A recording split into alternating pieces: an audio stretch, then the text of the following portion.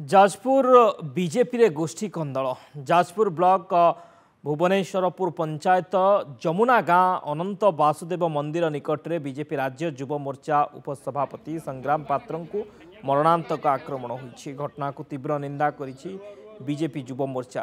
तेज आक्रमण में युव नेता हाथ भांगी गाड़ी भांगी जाइथिबा अभियोग होइछि। आक्रमणकारी जिला बीजेपी सभापति गौतम राय समर्थक होइथिबा जाजपुर सदर थाना रे लिखित अभियोग होइछि। संग्राम बलिदान दिवस पालन करि सारी फेरिबा समय गौतम को उपस्थिति रे तांकु मारणास्त्र रे आक्रमण होइथिबा अभियोग होइछि। अन्यपटे संग्राम आज सामाजिक सम्मेलन जरिया रे गौतम राय उपरे बर्षिथिबा बेले कड़ा कार्यानुष्ठान पय दाबी करिसेंति।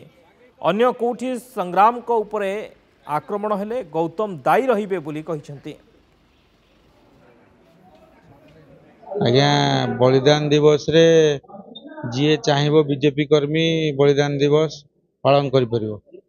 आमे से दृष्टि बलिदान दिवस पालन करथिलु। से भाबुचंती मते एमिति मारधर कले मो गाड़ी भांगी देले मते मारले मु जनसेवा करिविनी सेटा भूल भाबुचंती।